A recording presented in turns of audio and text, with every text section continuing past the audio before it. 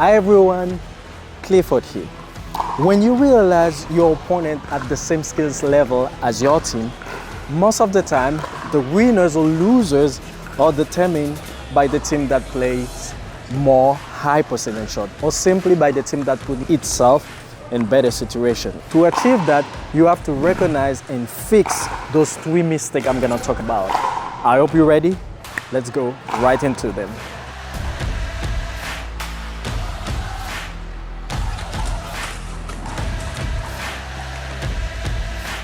The first one I'm gonna go over it is the one I call poor mobility.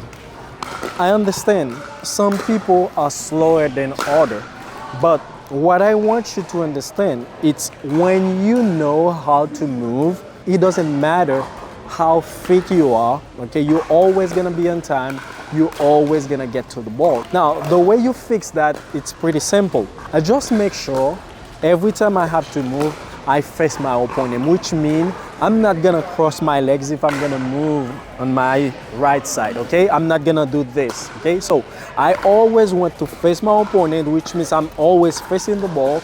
So if I'm gonna move lateral, okay? Same thing. Sometimes I don't even need to move that much. All I would do is take like a big step forward, get the ball. But all I'm very good at it is transfer my weight, okay? So let's say if I'm taking a big step to get the ball, so I'm gonna transfer my weight, okay, forward, I'm gonna hit the ball and I go back to my initial position again, okay? Same thing too, if you hit like a deep ball at me, okay, instead of me try to cross my legs or try to run, all I'm gonna do, I'm gonna take a big step, you see, shift my weight again back.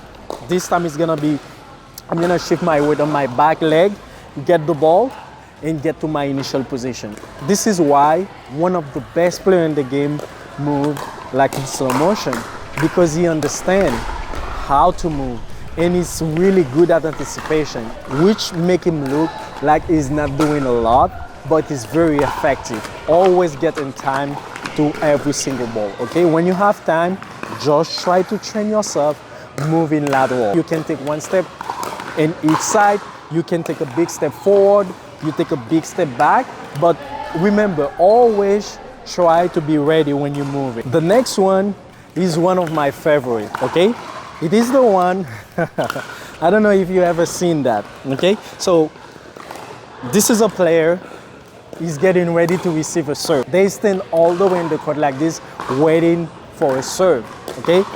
I don't have to tell you what is wrong with that. If you're playing with good players, I'm gonna hit the ball at your feet. If I hit the ball at your feet, what's gonna happen? When they realize that, they're gonna have to try to go back to hit a return. And when you're going back and you hit a return, that means you're not gonna be able to control the ball. Your return is not gonna be effective. All you're gonna try to do is survive, okay? Most of the time that ball, you're gonna pop it up, it's gonna bounce high, short, they gonna come and smash it at you. Usually this is how you fix that. Take 2 steps back, you start like this. You say 1 and 2, okay?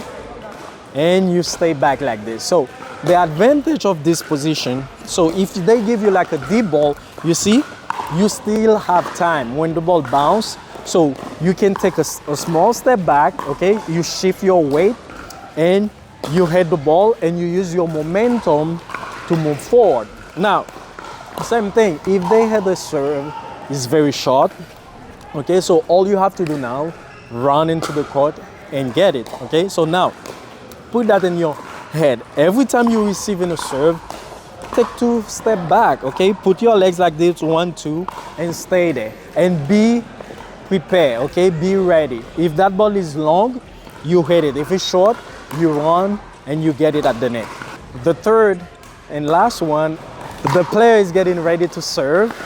They can do like a bounce serve or a normal serve. They do a bounce serve, they hit the ball, and they ended up in the court like this, okay?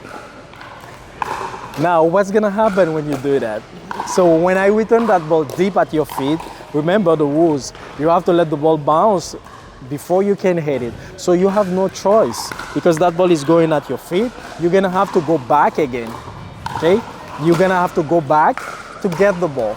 So which means you won't be able to control that ball. Same thing again. Okay, so your third shot is gonna be very high if you get it over the net, okay? Because you're gonna be out of position. Remember, as soon as you are out of position when you're playing pickleball, you tend to make more mistake, and you don't want that, okay? Because by the time you hit the ball, you ended up here, okay?